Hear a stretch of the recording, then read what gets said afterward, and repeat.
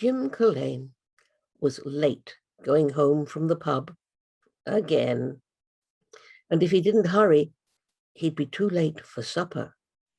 So even though the sun was setting, he decided to take the shortcut through the graveyard. As he was going through the yard, he noticed an open grave. And he thought, odd, sure no one's died. Well, they'd have told me about it in the pub. They'd have invited me to the wake.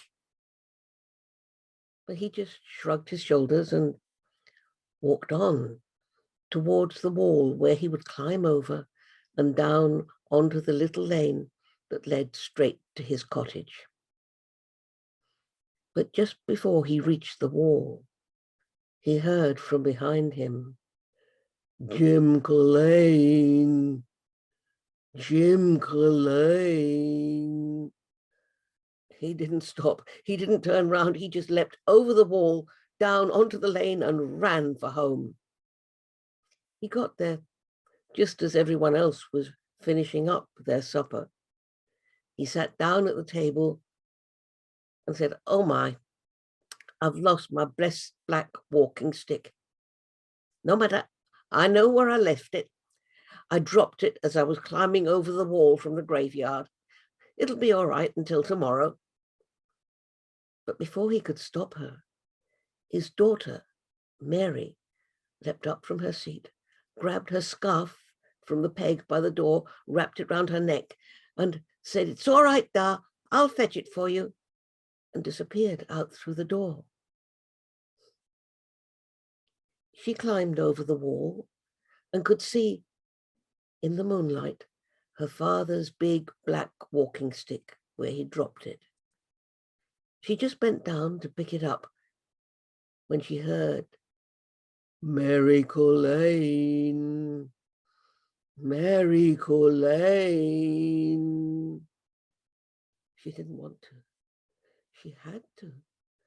Of its own accord, her body straightened and stood up and turned to face the open grave. And the voice said, "Come closer, Mary Culhane." She didn't want to. She had to. Of their own accord, her feet started to move, one in front of the other, taking her right to the edge of the open grave, where the voice said, "Kneel down, Mary Culhane." She didn't want to. She had to. Of their own accord, her legs buckled, and she found herself kneeling at the side of the grave. As the voice said, "Let down your arm, Mary Culhane."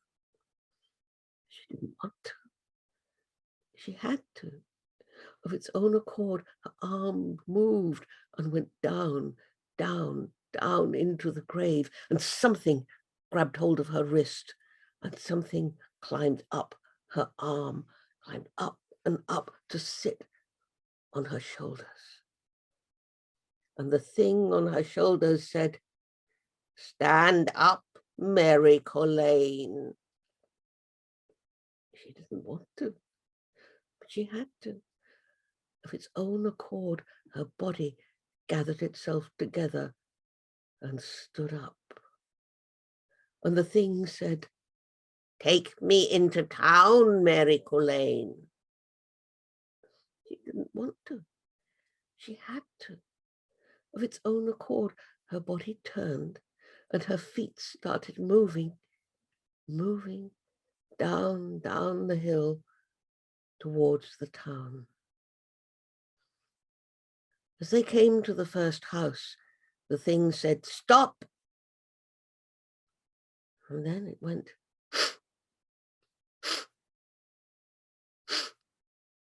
"Go on, Mary Culhane." The same thing happened at the next house. The thing said, "Stop." "Go on, Mary Culhane." At every house, the thing made her stop and sniffed before telling her to go on. At last, she found the courage to speak, to say, "What are you sniffing for?" And the thing laughed. "I'm sniffing to find that house that has no holy water and no holy Bible inside. Go on, Mary Culhane."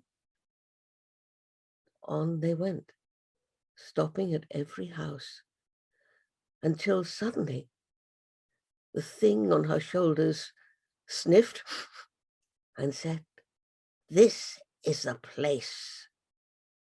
Go up to the door, Mary Culhane." Mary looked. She knew this house. This was the Finnegans' house. There were no lights on. They must all be in bed. Pa and Ma Finnegan would be in the back bedroom, and the 3 Finnegan boys would be up there in the front bedroom. The thing said, "Open the door, Mary Culhane." She said, I can't, it'll be locked." And the thing laughed and said, "No door is locked against me this night." And it stretched out a bony finger and tapped the door, and it creaked open. Inside, all was dark. The thing said, "Take me to the kitchen, Mary Culhane." She didn't want to. She had to. And she knew this house. She knew the way. And in the darkness, she walked along the passageway, down out to the back to the kitchen. As she got close to the table, the thing slid down her arm and sat itself on a chair at the table. And it said, "Make me some porridge, Mary Culhane." Well, she knew how to do that. She checked the range was still hot. She found the iron pot and put it on the range. She found some oats and put them in the pot and some water and stirred it up and left it to cook. And the thing said, "Fetch me a cup, Mary Culhane." She didn't want to. She had to. Of its own accord, her hand stretched out to the dresser and took down a cup and placed it on the table. And the thing said, "Fetch me a sharp knife, Mary Culhane." She didn't want to. She had to. Of its own accord, her hand went and pulled open a drawer in the table and took out a sharp knife. And the thing said, "Bring the cup and the knife and come closer, Mary Culhane." She didn't want to. She had to. She picked up the cup and the knife and went round the table to where the thing was sitting, and it grabbed hold of her wrist and pulled itself up onto her shoulders once more and said, "Take me upstairs, Mary Culhane." She didn't want to. She had to. Of their own accord, her feet started to carry her out of the kitchen, along the corridor and up the dark staircase, up to the landing, where the thing said, "Take me to the front bedroom, Mary Culhane." She went into the front bedroom, and there were the 3 Finnegan boys lying fast asleep. And the thing said, "Take up the first boy's hand, Mary Culhane." She didn't want to, but she had to. Of its own accord, her hand went out and picked up the boy's hand. And the thing said, "Cut the tip of his finger, Mary Culhane." She didn't want to. She had to. She took the sharp knife and carefully sliced the tip of his finger. And the thing said, "Catch the blood, Mary Culhane." She held the cup underneath the cut, and the blood dripped, dripped, dripped into the cup. And after 2 minutes, the blood stopped dripping, and the boy stopped breathing.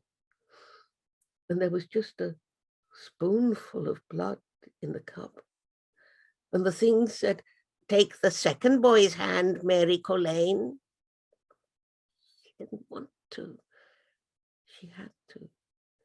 She picked up the second boy's hand, and again the thing made her cut the tip of the finger and catch the blood in the cup as it dripped, dripped, dripped. And after 2 minutes, the blood stopped dripping and the boy stopped breathing. And the thing said, "Go to the third boy, Mary Culhane. Take up his hand." She didn't want to. She had to take up his hand and once again slice the tip of the finger and catch the blood that dripped, dripped, dripped into the cup. And after 2 minutes, the blood stopped dripping and the boy stopped breathing. And the thing said, "Take me back to the kitchen, Mary Culhane." Well, she did that. She carried that thing back down the dark, dark staircase, along the dark corridor, into the dark, dark kitchen, where once again the thing slid down her arm and sat itself at the table and said, "Stir the blood into the porridge, Mary Culhane." She didn't want to, but she had to. She had to pour the blood from the cup into the porridge and stir it in. And the thing said, "Fetch me 2 bowls, Mary Culhane." She didn't want to. She had to. Of its own accord, her hand went out to the dresser and took down 2 bowls and put them on the table. And the thing said, "Fetch me 2 spoons, Mary Culhane." She didn't want to. She had to open the drawer and take out 2 spoons and put them on the table.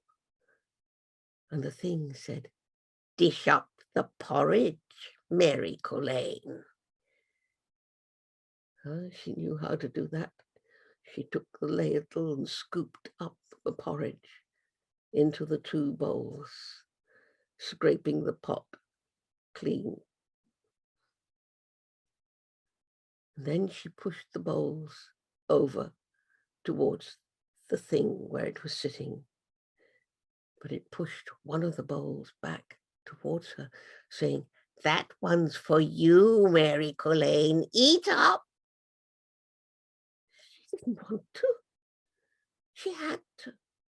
Of its own accord, her hand went out and picked up a spoon and dipped itself into the bloody porridge and brought itself up, up, up towards her mouth. She fought, trying to push it away, but she couldn't. It kept coming closer and closer and closer. And just as the spoon was about to touch her lips, she just managed to turn it a fraction, so the porridge slipped off and got caught in the scarf round her neck. And the thing was so busy eating its own porridge, it didn't notice. So quickly, Mary scooped up the rest of the porridge and tipped it into her scarf.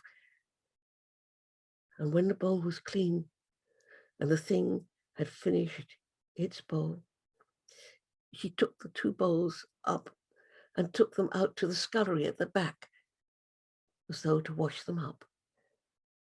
But as soon as she was out of sight of the thing, she carefully whipped off her scarf and wrapped it around the bloody porridge and tucked it safe behind a pile of dirty plates and hoped that it would be safe there. And she went back into the kitchen. And the thing said, "Come closer, Mary Culhane." She didn't want to. She had to. She went close to the thing and it grasped hold of her arm once more and hauled itself up onto her shoulders and said, "Come, Mary Culhane. Soon the sun will be rising. We must hurry. Take me back to the graveyard." She went out of the kitchen, along the corridor, out through the front door. And as the door slammed shut behind her, she thought to ask, "Please, what about the boys? Are they dead?" And the thing laughed and said, "They might as well be. Only one thing could save them, and that's the touch of the bloody porridge on their lips. But we ate it all, didn't we?" "Hurry, Mary Culhane. Soon it will be dawn." So she hurried back up the hill. Halfway up the hill, beside her, there was an old, barren field full of stones, known as the haunted field.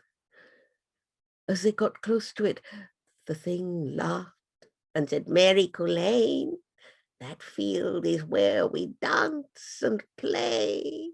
Tomorrow night you will dance with us. Now you're one of us. We'll have such fun." On they went, and at the top edge of the field was a large tree. And the thing laughed again and said, "Mary Culhane, under that tree is buried our treasure. You'll see it tomorrow. We'll show you all the gold and the jewels. Oh, you'll love it. We'll have so much fun. Hurry, the sun is going to rise." She hurried up the hill, into the graveyard, over to the open grave, where the thing slid down her arm once more into the grave. But it didn't let go of her arm. It hung on, pulling her, saying, "Come, Mary, come. Now you're one of us. We'll have such fun. Come."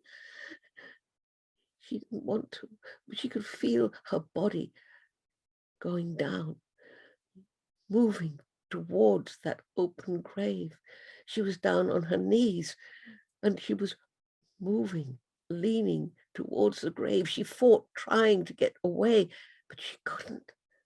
And just as she was about to fall into the grave, a shaft of sunlight just broke through the trees, striking the mouth of the open grave. And with a great groan, the thing let go of her arm and she was able to pull herself free, up and away. And she ran, remembering to pick up her father's walking stick. She leapt over the wall and headed for home. Everyone was still asleep when she got home. And she went to her bed and just collapsed and slept, exhausted, to be woken by her mother calling, "Oh, Mary, Mary Culhane, such a terrible thing. The 3 Finnegan boys dead in their bed." And Mary said, "Oh my, the boys, I forgot." Quickly, she got up and ran out of the house and ran to the Finnegans' house.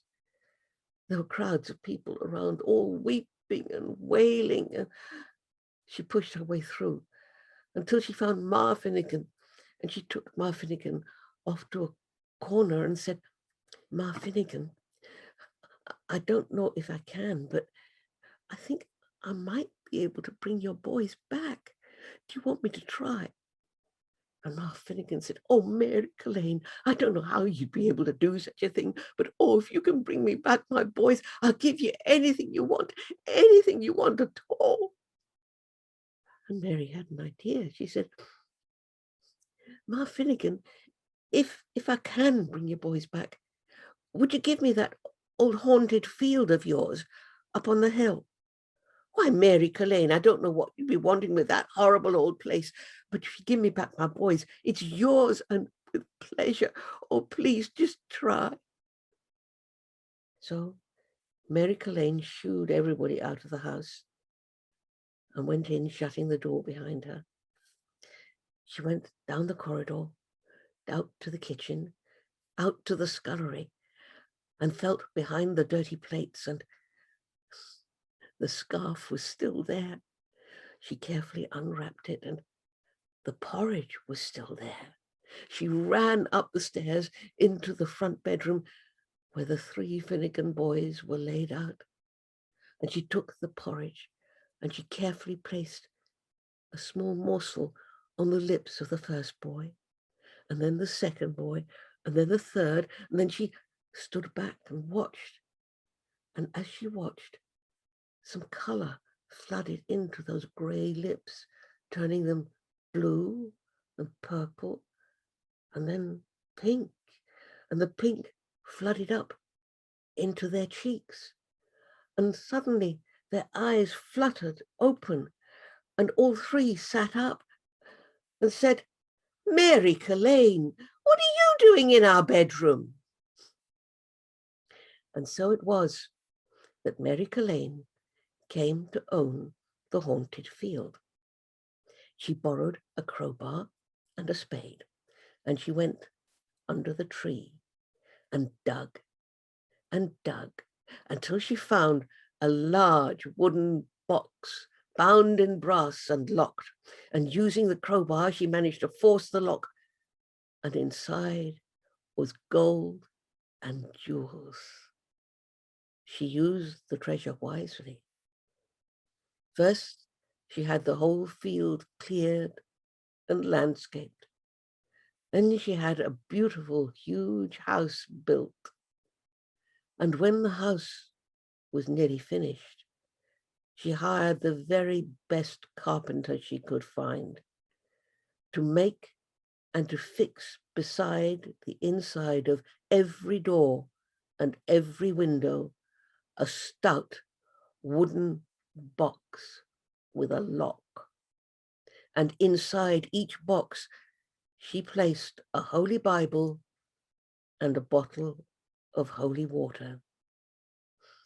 And that house is now a museum.